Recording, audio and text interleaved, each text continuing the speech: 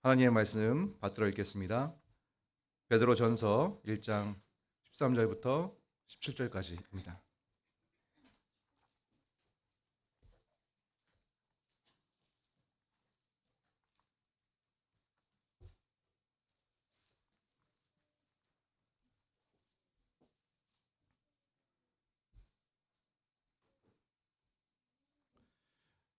그러므로 너희 마음의 허리를 동이고 근신하여 예수 그리스도께서 나타나실 때에 너희에게 가져다 주실 은혜를 온전히 바랄지어다.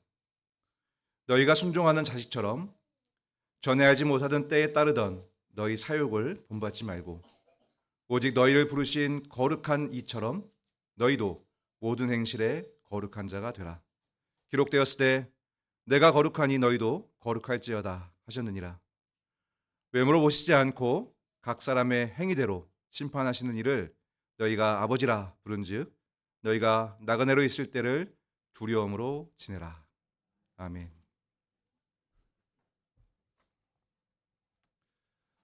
새해 첫 주일 설교여서 어떤 말씀을 함께 나눌까 고민을 상당히 많이 했습니다. 그러다가 새해 우리가 새로운 출발점에 또 섰죠. 뭐 시간은 사실은 다를 게 없고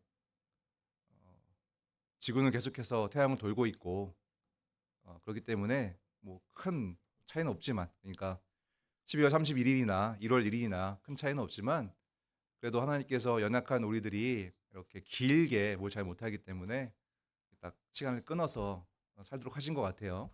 그래서 새롭게 1년을 시작한다라는 그런 출발점에 섰기 때문에 이전 잘못됐던 것들 좀 고치고 또 새롭게 계획을 세워서 더 많은 것들을 할 수 있는 그런 시기이기 때문에 이럴 때는 출발점을 섰으니까 그 출발점을 다시 좀 확인하는 게 좋겠다는 생각을 했습니다. 우리가 누구인지를 점검하는 일이 필요하다라고 생각했습니다. 우리가 누구인가? 우리는 누구인가? 막연한 말이죠. 나를 설명할 수 있는 여러 가지 설명할 것들이 있을 텐데요. 여기 모여 있는 우리는 누구인가? 우리가 공통점이 있으니까 모였겠죠. 나이나 성별이나 뭐 직업이나 뭐 좋아하는 거나 이런 걸 따지면 여기에 모여 있을 이유가 별로 많지 않은데 여기 다 모여 있단 말이죠. 그럼 우리는 누구인가? 한국 사람이죠, 우리는. 그죠? 한국 사람입니다. 그렇게 큰 범위로 하면 우리는 지구인이죠. 그러면 이렇게 우리가 모여 있는 그 이유가 설명이 될 수 있을 것 같긴 한데 그런데 지금 이 건물 밖에 있는 사람도 한국 사람일 텐데 지구인일 텐데 그 사람은 여기 없거든요. 여기 같이 있을 수 없거든요.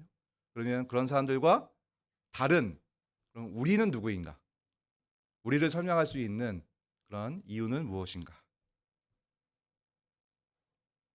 그것을 오늘 본문에서 찾았습니다. 본문 17절에 나그네라는 말이 나오죠. 우리는 모두 나그네입니다.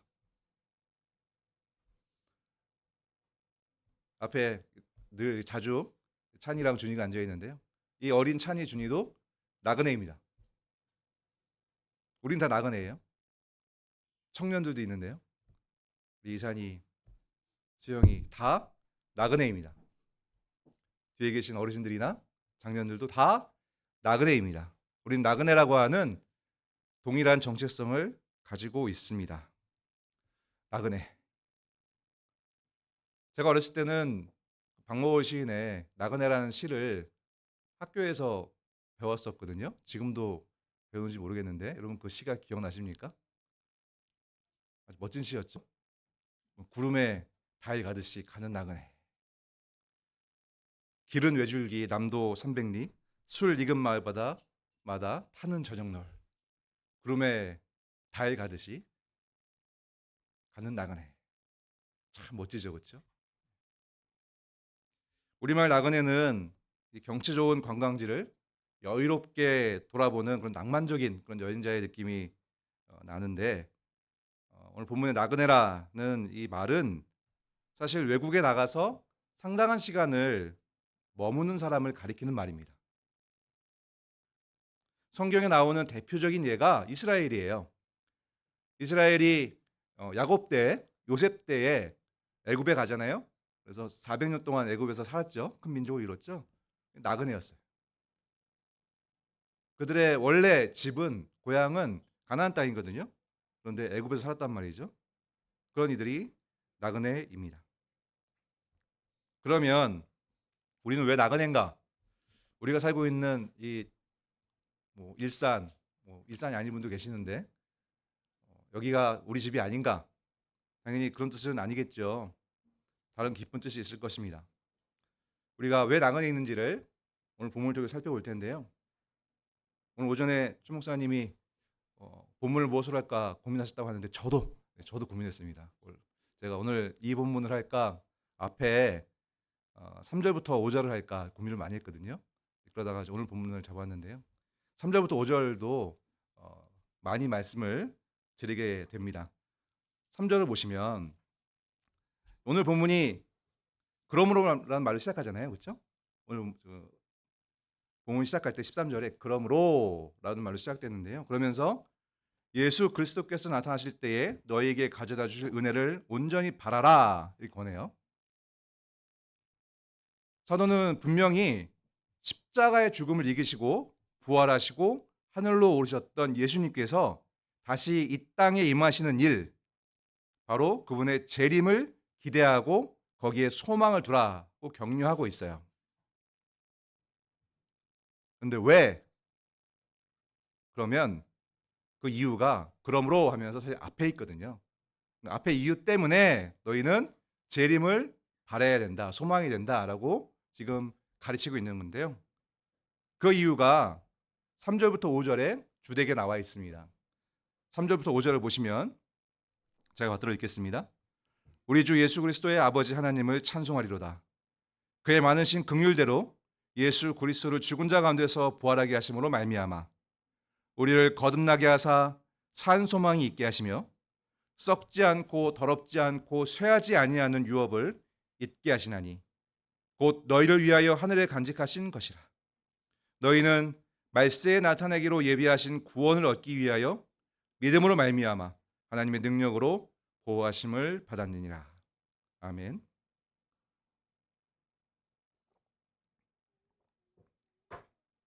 베드로는 하나님께서 그 크신 자비로 사랑으로 우리를 거듭나게 하사 새로 태어나게 하셨기 때문에 찬양을 드리자라고 말하고 있습니다.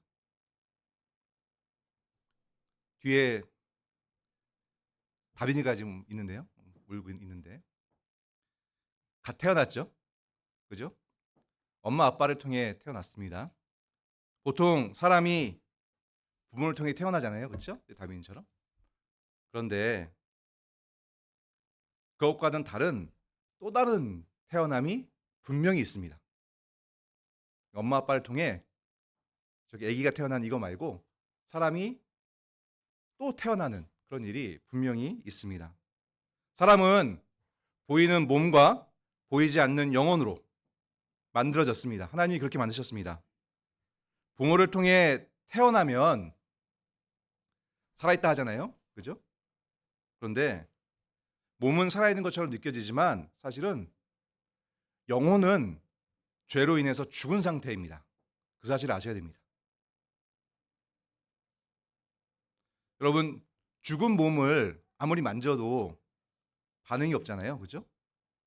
죽은 몸을 이렇게 간지럽혔는데 와, 이렇게 움직이면 그건 죽은 건가요? 산 건가요? 산 거죠. 그렇죠? 죽은 몸은 아무리 건드려도 반응하지 않습니다. 움직이지 않습니다. 그것과 비슷하게 죽은 영혼은요. 하나님께서 기뻐하시는 의로움에 반응하지 않습니다. 영혼은요. 하나님의 성품을, 하나님의 의로움을 담도록 그것을 즐거워하도록 만드셨거든요. 그런데 하나님의 의로움을 봐도 반응하지 않아요. 영혼이. 다시 말하면 그 마음이 영혼은 마음과 깊은 관련이 있잖아요. 마음이 움직이지 않아요. 저 하나님의 의를 정말 갖고 싶다. 정말 내 것으로 만들고 싶다. 저가 정말 실행해 보고 싶다. 하나님의 의를. 하나님의 의 말고는 다른 거 하지 않고 싶다. 하나님께서 불의하다, 악하다는 것은 조금이라도 갖고 싶지 않다라는 마음이 없어요. 영혼이 죽은 거예요. 사실 더 정확하게 말하면 몸도 살아있는 것이 아닙니다. 죽은 영혼 때문에 사실 몸도 죽었어요. 아담과 하와에게 하나님께서 분명히 선언하셨던 것처럼 정말 죽었습니다. 여러분, 영원에 비하면 사람이 뭐 100년, 기계에 살 100년이라고 하면 영원에 비하면 100년은 사실 없는 것과 마찬가지입니다. 정말 짧은 순간 숨을 쉴 뿐이에요. 사람이 100년 좀 있으니까 산다라는 것도 사실은 착각에 가깝습니다. 살아간다 우리가 얘기하는데요. 물론 그렇게 말할 수 있지만 일반적으로, 그런데 성경을 따라 더 정확히 말하면 죽고 있다가 맞습니다. 죽고 있는 거예요. 여러분, 이것이 성경이 말하는 세상, 땅, 한자로 지금 금자를 써서 금생의 정체입니다. 베드로전서 1장 3절에 죽은 자 가운데서라는 표현이 나오잖아요. 그죠?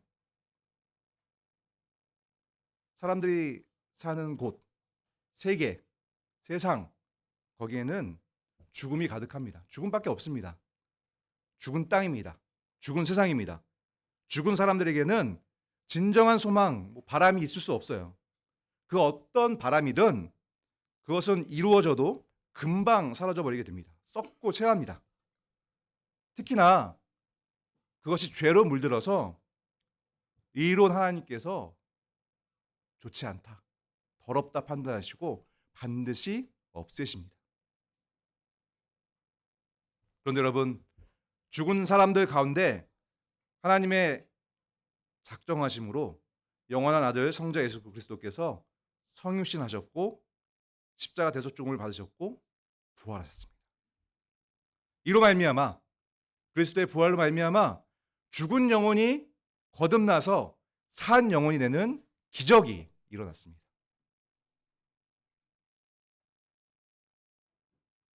하나님께서 성자 예수 그리스도로 말미암아 거듭나게 하신 그 은혜를 받은 사람들에게 하나님은 또 말씀과 믿음을 주십니다. 사랑하는 성도 여러분, 성부 하나님께서 성자 예수 그리스도로 말미암아 여러분을 거듭나게 하셨음을 믿으시죠? 믿으시죠? 성령 하나님께서 말씀으로 그 구원의 은혜를 여러분이 받게 하신다는 거, 여러분 그거 믿으시죠? 안 믿으시는 거 아니시죠? 여러분 믿으시죠? 여러분은 그 믿음으로 인해서 나그네입니다. 이 세상에 대해서 나그네예요. 창세기 47장에 보면 야곱이 요셉과 함께 결국에는 애굽에 가게 되잖아요. 애굽 왕을 만났을 때 자기를 소개할 때 이렇게 얘기해요. 내 나그네 길의 세월이 130년이니라. 130살이었어요. 야곱이 실제로도 집을 떠나서 오래 딴 곳에 살았었죠. 그죠? 그런데 그것만 말하는 게 아니고요. 자기 인생 전체를 나그네와 같다라고 얘기했습니다. 우리와 같은 믿음이 있는 거예요. 여러분은 이 땅에 대해서 나그네입니다. 우리 준이는 이제 준이가 이제 5학년 되죠? 그죠? 네. 준이는 이제 한 12살, 12살 된 나그네입니다. 저는 한 50년 정도 된 나그네입니다. 갓 태어난, 우리 말로는 태어났다라는 표현을 쓰는데요. 이제 1년도 안 된 나그네도 있습니다. 우리 모두는 다 나그네예요. 이 땅에는, 이 세상에는 우리가 거할 곳이 없습니다. 나그네는 돌아갈 곳이 있습니다. 그게 나그네입니다. 우리가 돌아갈 집은 지금 예수 그리스도께서 계신 곳, 이 땅, 이 세상과는 달리 죄 없는 영혼과 죄에 물들지 않은 새로운 육신을 가진 그러한 사람들이 영원히 하나님과 화목하게 거할 곳입니다. 우리는 이 썩지 않고 더러워지지 않고 낡아 없어지지 않는 이 유업, 이 말씀을 처음 만든 사람들이 유대인 그리스도인들이어서 이런 표현을 쓴 것 같아요. 유업은 이스라엘 백성들이 가나안 땅으로 나아갈 때 하나님께서 쓰신 표현이잖아요. 가나안 땅, 약속하신 땅이죠. 그 유업인데요. 이 유업의 본체가 실체가 여기서 드러나는 거예요. 그것은 무엇인가? 하늘나라예요.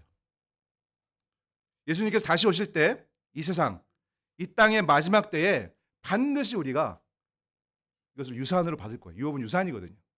하나님께서 약속한 유산이에요. 하늘나라가 바로 우리 모두의 유산입니다. 그래서 우리는 나그네입니다. 왜냐하면 우리 모두가 돌아갈 우리의 진짜 집은, 진짜 거할 곳은 하늘나라이기 때문에 그렇습니다.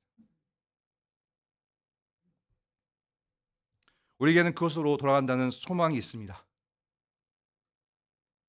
이 소망은 결코 사라지지 않는 소망입니다. 반드시 이루어질 소망입니다. 그래서 산 소망입니다. 제가 아주 오래전에, 예전에 한번 말씀드렸던 것 같은데, 제가 아주 오래전에 필리핀으로 단기 선교를 갔던 적이 있어요. 마닐라에 톤도라는 지역이 있거든요. 세계 3대 빈민촌의 한 중에 하나예요. 거기서 사역하시는 선교사님이 계셔서 한 2주 정도 돕는 그런 사역을 하고 왔는데요. 비교적 덜 더운 3월에 갔거든요. 근데 3월에 갔는데 아침에 자고 일어나니까 낮이 되니까요 40도 되더라고요. 그 톤도라는 곳을 갔습니다. 그런데 정말 작은 공간, 제 기억으로 아마 1층에 기독학 교실이 있잖아요. 그 정도만한 게 이제 그집 하나인데요. 뭐 집이라고 해봤자 건물에, 허름한 건물에 그냥 이렇게 공간만 있는 거예요. 정말 열악하거든요. 그 정도 공간에 7, 8명이 살아요.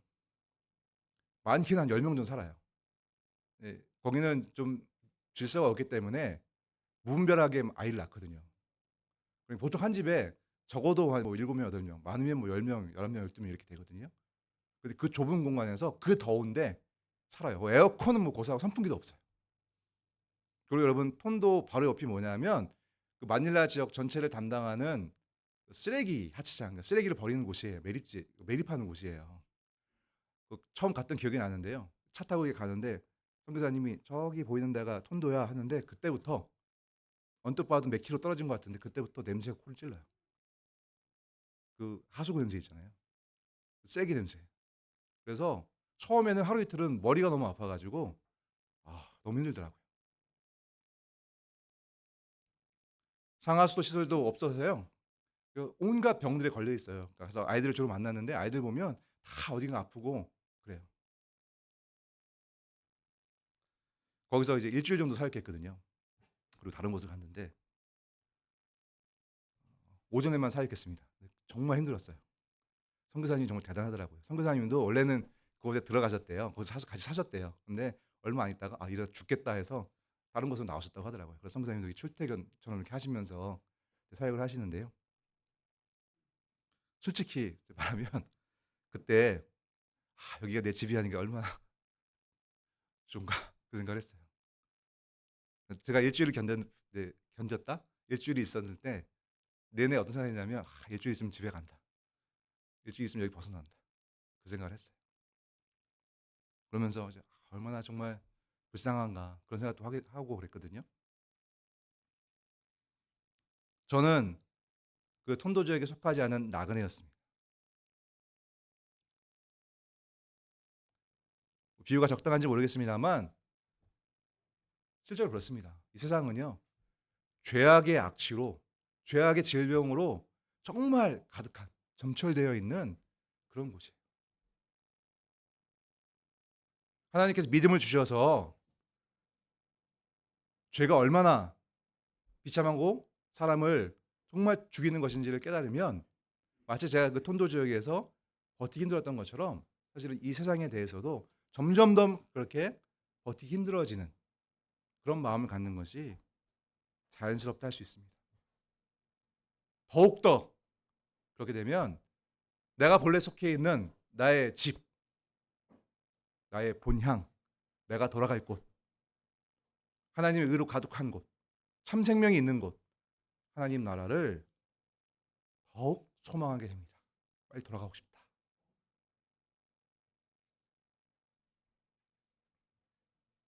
사랑하는 성도 여러분, 죽음만 있고 하나님의 심판만 남은 이 세상, 이 땅에 대하여 오직 삼위 하나님의 긍휼인 은혜로 믿음 가운데 거듭난 우리들은 나그네입니다. 여기에는 우리의 소망이 없습니다. 우리의 소망은 지금은 비밀처럼 숨겨져 있어요. 그러나 분명히 존재하고 있고 예수 그리스도께서 장차 이 비밀의 커튼을 활짝 걷어버리시고 모든 사람들 앞에 나타나게 하실 그 하늘나라, 새로운 세상, 거기에 우리의 소망이 있습니다. 우리의 바람이 있습니다. 그곳이 나의 집이다. 내가 돌아갈 곳이다. 내가 속해 있는 곳이다. 빌립보서 3장 20절에서 사도 바울은 이렇게 외쳤습니다. 그러나 우리의 시민권은 하늘에 있는지라. 거기로부터 구원하는 자, 곧 주 예수 그리스도를 기다리나니. 이제 우리가 누구인지를 다시 한번 확인했습니다. 우리는 모두 나그네입니다. 그럼 이 땅과 이 세상에 잠시 있긴 하지만 거기에 속하지 않은 하늘에 속해 있는 나그네인 우리들은 어떻게 살아가야 될까요? 정말 견디기 힘든, 나그네로서는 참 견디기 힘든 세상인데요. 이 세상을 어떻게 살아가야 할까요? 먼저는 우리가 하늘의 백성이지만 이 땅에서는 나그네라는 이 신분 의식을 날마다 되새기면서 이 땅에 대해서는 절망을, 하늘에 대해서는 소망을 간직하며 살아가야 합니다. 이것이 첫 번째입니다. 본문 13절 다시 한번 보실까요? 베드로는 예수 그리스도께서 나타나실 때에 가져다 주실 은혜를 바라라고 하면서 마음의 허리를 동이고 근신하면서 온전히 그렇게 하라고 말하고 있습니다. 온전히는 완전하게 조금도 흐트러짐이 없이라는 뜻이고요. 마음의 허리를 동이다 이 말도요. 여행자가 여행을 떠났거나 아니면 운동선수가 경기를 시작할 때 허리띠 졸라매고 신발끈 조이듯이 마음 단단히 먹으라는 뜻입니다. 준비하라는 뜻이에요. 대충 받아들이라는 뜻이 아니고요. 정말 운동선수가 4년 동안 올림픽 준비한 선수가 이제 출발선에 딱 섰어요. 그때 그냥 대충 이제 시작하는구나. 그냥 이렇게 두리번 거리고 한눈 팔고 이러겠습니까? 아니잖아요. 목표점을 향해서 온 신경을 집중해서 여기에 내 모든 것이 달려있다 라는 마음을 가지고 정말 모든 준비를 다 하지 않겠습니까? 그리고 시작 총소리가 들릴 때까지 신경을 곤두세울 거란 말이죠. 마치 그러한 자세로 하늘에 대한 소망을 가지라는 뜻이에요. 근신하여 라는 우리말이 있는데요. 삼가다, 조심하다 라는 한자어인데 둘 다. 그런데 원래 원문은 정신 차리라는 뜻이에요. 술 취하지 않은 맑은 그런 정신 상태를 말하는 거거든요. 그러니까 정신을 정말 바짝 차리고 다 비슷한 표현입니다. 정신 바짝 차리고 그다음에 단단히 준비해서 완벽하게 하늘나라에 대해서 소망을 가지고 있으라는 뜻이에요. 매일매일 항상. 엄청난 강조입니다. 그러니까 나는 이 세상에 대해서는 완전히 나그네다. 나는 소속한 곳이 아니다. 라는 확고한 의식을 가지고 있으라는 뜻입니다. 저는 칼빈 선생보다 더 좋은 표현을 찾지 못해서 제가 칼빈 선생이 주의한 말을 그대로 읽어드릴게요. 칼빈 선생이 이 부분 주의하면서 이렇게 말했습니다. 베드로의 목적은 우리를 이 세상 밖으로 불러내는 데 있다. 그리고 이 목적에 가장 적합한 것은 그리스도의 다시 오심을 기억하는 일이다. 우리가 만일 진정으로 우리의 눈을 주님의 재림으로 돌린다면 세상은 우리에 대하여 십자가에 못 박히고 또 우리는 세상에 대하여 못 박히게 될 것이다. 첫째는 우리의 신분의식을 잃지 않는 거예요. 한눈 팔지 않는 거예요. 이 세상에 대해서 한눈 팔지 않고 오직 하늘에 대해서 나의 소망을 집중하는 것. 이것이 나그네에서 살아가는 첫 번째 과제를 할 수 있습니다. 그렇게 하면 당연히 땅의 것을 쫓아다니지 않고 하늘의 것을 구하게 됩니다.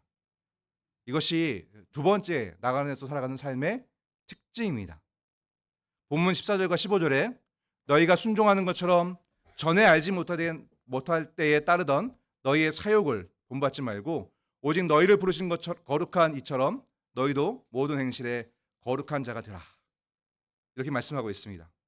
이 세상, 이 땅에 속한 사람들은 거듭남의 은혜가 주어지지 않았기 때문에 변함없이 하나님의 살아계심을 인정하지 않고 하나님께서 악하다 하는 것들을 누리고자 해요. 자신의 영혼이 죽었음을 증명합니다. 아까도 말씀드렸지만 말로 다 담기 어려운데요. 우리 말로 사실 신령한 것을 설명한다는 것은 굉장히 어려운 일인데요. 사실 거듭남이 없는 인생은요. 인생이 뭡니까? 사람의 삶이잖아요. 그렇죠? 살아감. 그렇죠? 그런데 삶이 아니에요. 거듭남이 없는 인생은 삶이라고 할 수 없고요. 죽음을 증명하는 과정에 불과합니다. 자기의 영혼이 죄로 말미암아 죽었다는 사실, 하나님의 의에 대해서 죽었다는 사실, 그 사실을 증명하는 과정에 불과해요. 반면에 이 땅과 이 세상에 대해 나그네임을 늘 마음으로 되새기며 확신하는 사람, 우리들이죠. 영혼이 거듭나서 성자 그리스도 안에서 성령으로 말미암아 아버지 하나님과 깊은 사귐을 누리는 사람은 그분이 기뻐하시는, 그분이 주시는 의로움, 옳음, 선함, 깨끗함을 얻고자 합니다. 거듭난 사람이야말로 비로소 의미 있는 삶을 살아가게 됩니다. 우리도 이 세상에서 살아가기 때문에 온갖 죄악을 만나고 유혹을 받습니다. 본문 4절에 전에 알지 못하던 때에 따르던 너희 사욕이라는 표현이 나오는데요. 여전히 이런 것이 남아있을 수 있어요.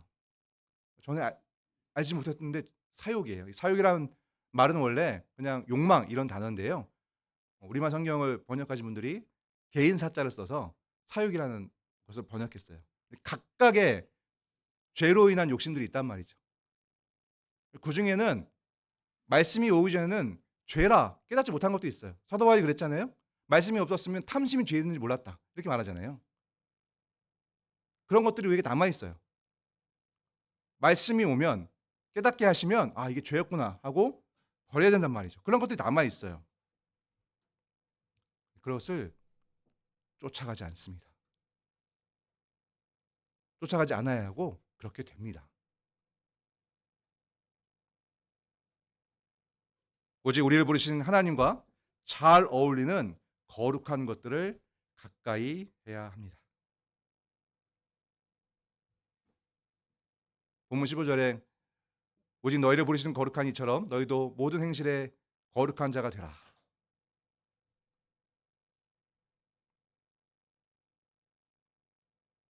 레위기를 잘 알고 있었던 그런 유대인들에게 주는 표현이죠. 그러니까 하나님이 기뻐하시는 것을 쫓아가라. 이렇게 알아듣기 쉬운 말로 권면하고 있는 것입니다. 우리도 그래야 합니다. 우리가 나그네임을 확실히 알고요.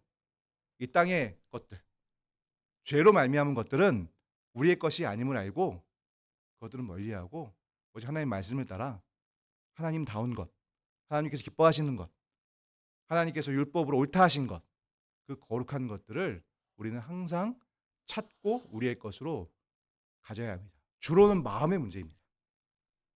그래서 세상 사람들은 늘 이런 영적인 자산들을 잃어버리니까 물질을 추구하는 경우가 많아요. 물질은 더더욱 허망하죠. 그런데 우리는 이런 영혼에 하나님께서 주신 것들을 더욱 기뻐하고 그것을 우리의 소유로 여기는 사람들입니다. 성경에 이런 가르침들이 정말 넘쳐납니다. 우리 오늘 하나만 같이 한번 찾아볼까요? 야고보서 보시겠습니다. 야고보서 바로 앞에 있어서 찾았습니다. 3장입니다. 오늘 보면 바로 앞에 야고보서가 있죠. 3장 14절입니다.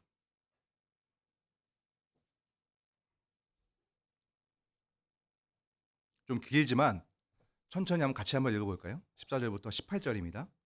시작. 그러나 너희 마음속에 독한 시기와 다툼이 있으면 자랑하지 말라. 진리를 거슬러 거짓말하지 말라. 이러한 지혜는 위로부터 내려온 것이 아니요 땅 위의 것이요 정욕의 것이요 귀신의 것이니 시기와 다툼이 있는 곳에는 혼란과 모든 악한 일이 있음이라. 오직 위로부터 난 지혜는 첫째 성결하고 다음에 화평하고 관용하고 양순하며 긍휼과 선한 열매가 가득하고 편견과 거짓이 없나니 화평하게 하는 자들은 화평으로 심어 의의 열매를 거두니라. 아멘. 세상 사람들은 시기, 미움, 질투 이것을 기본으로 해서요. 디폴트로 해서 바탕으로 해서 살아갑니다. 그래서 온갖 연결된 죄악을 저지르면서 자기의 욕심을 채워갑니다. 그게 죽어있는 생명이 없는 그래서 하나님의 심판만이 남아있는 세상의 특성입니다. 거기에 대해서 우리는 나그네예요. 그것은 우리 상관이 없어요. 우리는 하늘로부터 내려오는 위로부터 내려오는 하나님의 성품, 사랑, 화평, 정직, 양순함, 교만하지 않음. 여기서 표현되고 있는 이런 모든 것들, 성령의 열매들, 이것을 추구하는 사람들입니다.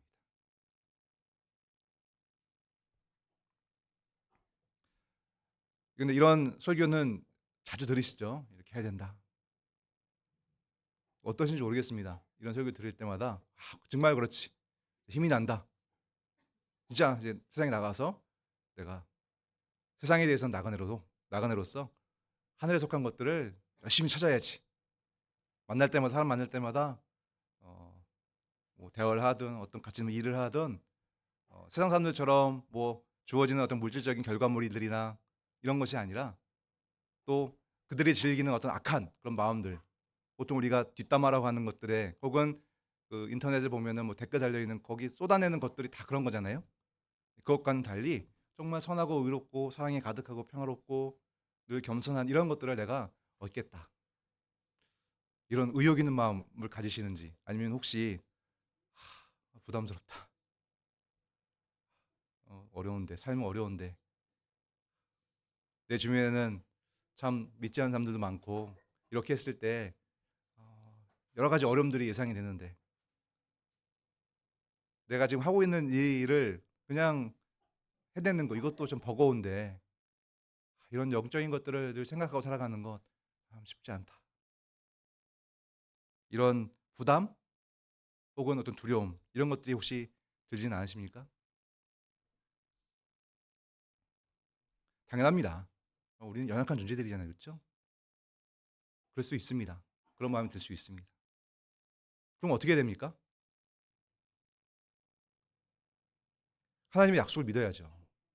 오늘 본문에 하나님의 약속이 분명히 나타납니다. 아까 앞에 5절 다시 한번 보실까요? 너희는 말세에 나타나기로 예비하신 구원을 얻기 위하여 믿음으로 말미암아 하나님의 능력으로 보호하심을 받았느니라.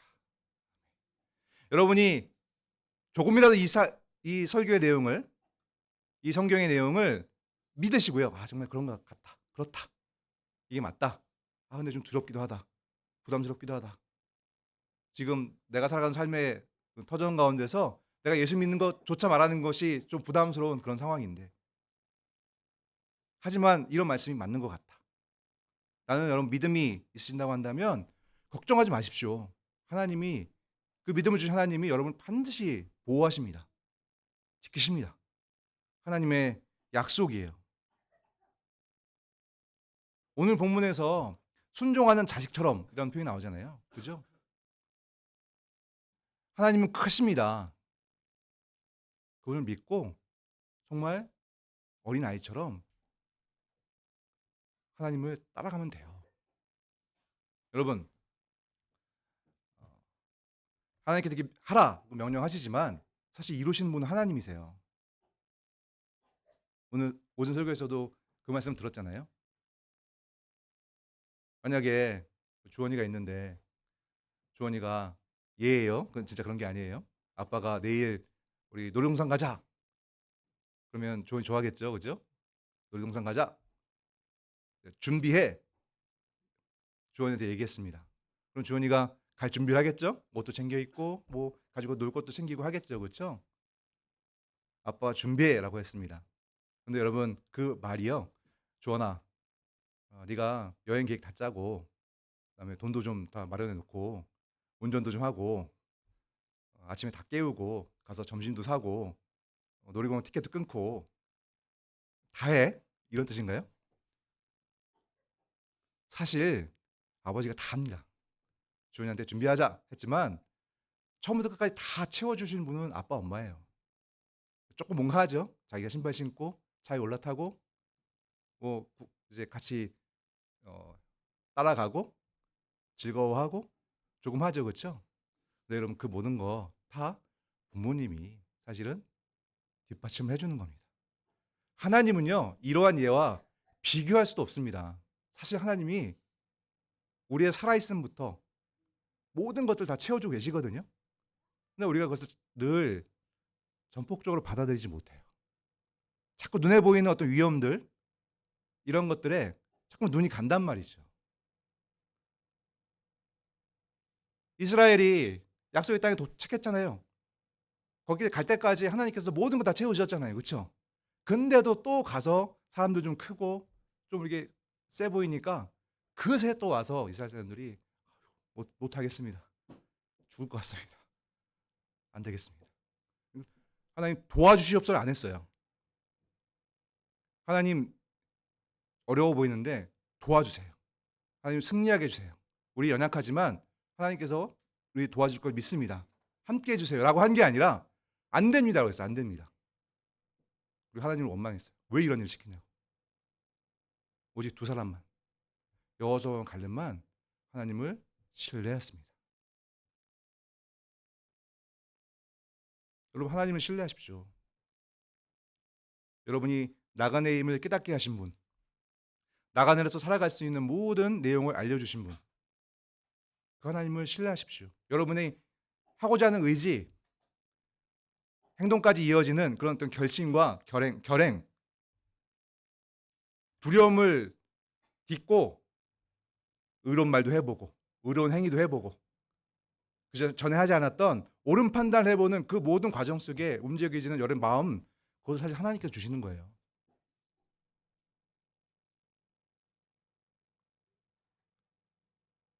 사도가 레위기 말씀을 들어서 이스라엘 사람들을 설득하고 있는데요. 유대인 신자들 설득하고 있는데요. 거룩하라. 레위기에서 말씀하신 하나님께서요. 거룩하라고만 말씀하지 않으셨어요. 레위기 10장 8절에 너희는 내 규례를 지켜 행하라. 나는 너희를 거룩하게 하는 여호와이니라 말씀하셨습니다. 우리가 거룩하자. 애쓰고 판단하고 우리 의지를 발휘하는 사실 그 모든 과정 가운데는 사실 거룩하게 하시는 하나님의 은혜가 항상 동반됩니다. 그러니 여러분 두려운 마음이 들 때, 의지가 잘 이렇게 일어나지 않을 때, 부담이 될 때 어떻게 해야 되겠습니까? 그러니 물러서야 되겠습니까? 또 그냥 아, 뭐 들었으니까 이제 됐지 하고 그냥 멈추시겠습니까? 하나님께 도움을 구하십시오. 기도하십시오. 내가 달라져야 되고 바꿔야 될 그 문제들을 하나님 앞에 아뢰시고 도움을 구하십시오. 그리고 다시 그 문제로 나아가십시오. 그러면 분명 하나님께서 여러분께 힘을 주시고 달라지게 하시는 그 능력을 여러분이 경험하게 하실 것입니다. 오늘 본문 마지막에 하나님은 외모를 보시지 않는다고 합니다. 그러니까 우리가 하는 그런 어떤 겉행위, 이게 무슨 말이냐면 우리가 이렇게 앉아 있지만 우리의 마음은 딴 데 있으면서 앉아 있을 수 있어요. 그렇잖아요. 그렇죠? 우리가 이 자리에 앉아 있는 것은 하나님을 정말 인정하고 하나님은 우주 만물의 창조자요 주권자로 인정하고 그분이 예배받아 마땅하게 합당하다는 사실을 인정하지 앉아 있는 거잖아요. 그리고 오늘 그분의 말씀을 들은 것처럼 그분의 은혜로 우리가 이 땅에 대해서는 이 죽음의 세상에 대해서는 나그네가 되었고 하나님의 은혜로 하늘나라로 갈 수 있다는 그 소망을 가졌기 때문에 우리를 이끄실 하나님이 앞에 나온 거잖아요. 그렇죠? 그 순전한 믿음으로 앉아 있는 것과 마음은 온갖 다른 것들로 가득 차 있고 겉으로만 이렇게 하는 것을 하나님은 다 보실 수 있는 분입니다. 우리는 그분을 두려워합니다. 그분을 두려워하라고 말씀하고 있습니다. 우리 사람의 시선이나 이런 판단들 신경 크게 쓸 이유가 없습니다. 하나님 우리 마음을 보시는 걸요. 우리가 우리의 죄를 우리의 부족함을 사람들 앞에 드러내기 힘들어할 때에 사실 우리의 연약성이 드러나기도 하는 것입니다. 하나님 앞에 이미 드러나 있는 걸요. 사람들이 보지 못하지만 하나님 앞에 이미 드러나 있습니다. 그러한 두려움을 가지고 그만큼 하나님을 실제로 인정하면서 나그네 의식을 가지고 나그네에서 해야 될 마땅한 일, 하늘의 것들을 추구하고자 하는 그 일을 늘 추구하시고 그러면서 그 두려운 마음, 떨리는 마음, 부담스러운 마음, 그 마음을 하나님께 아뢰고 도움을 구할 때 우리는 정말로 나그네에서의 그런 다른 모습, 거룩한 모습을 이 땅에 보이게 될 것입니다. 바라기는 올 한 해 현상교회에 속한 모든 교우들이 정말 여러분 속한 모든 곳곳에서 이 땅에서 난 나그네다라는 모습을 드러내시기를 소망합니다. 물론 하나님께서 여러분 각자에게 주신 그런 방향의 차이 또 정도의 차이에 따라 어떤 이는 더 많이 달라질 수 있고 어떤 이는 상대적으로 좀 그것이 적게 보일 수도 있습니다. 그러나 우리 각자에게 하나님께서 다 뜻이 계시고요. 우리를 반드시 지켜주시고 우리를 보호하십니다.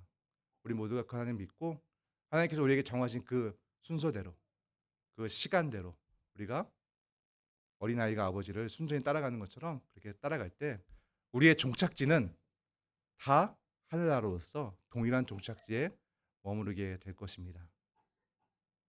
이러한 나그네로서의 삶에 벗어나는 이가 없기를 간절히 바라고요.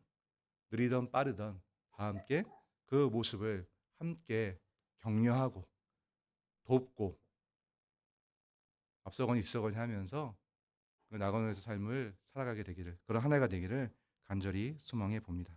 기도하겠습니다.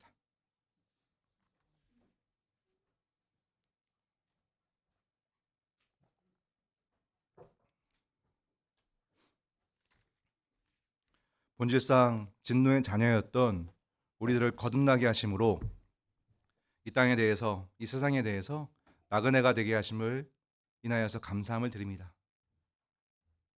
이제 하나님께서 완벽하게 이루실 이미 그리스도께서 계시는 그 하늘나라의 백성으로 우리를 삼아 주시니 정말 감사함을 드립니다. 이 사실을 잊지 않는 항상 기억하는 올 한 해가 되기를 소망합니다.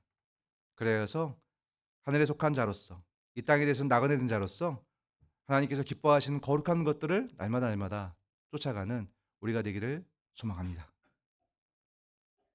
그렇게 할 때에 시시각각 다가오는 두려움과 떨림, 부담스러움, 우리의 연약함으로 인한 그런 좌절감 이런 것이 들 때마다 그때마다 하나님 앞에 나아가 우리의 마음을 솔직히 아뢰고 하나님의 도움과 하나님의 돌보심을 구하는 우리가 되기를 소망합니다. 하나님을 의심하지 않고 비록 연약할 때에도 어린아이가 아버지에게 어머니에게 피하듯이 하나님께 피하는 우리이기를 소망합니다. 현장교회 온 교우들이 이렇게 나그네의 삶을 함께 살아갈 수 있도록 이끌어 주시고 서로 격려하고 독려하면서 그 삶을 이루어갈 수 있도록 하나님께서 우리를 하나 되게 하여 주시옵소서. 감사드리며 예수님의 이름으로 기도드립니다. 아멘.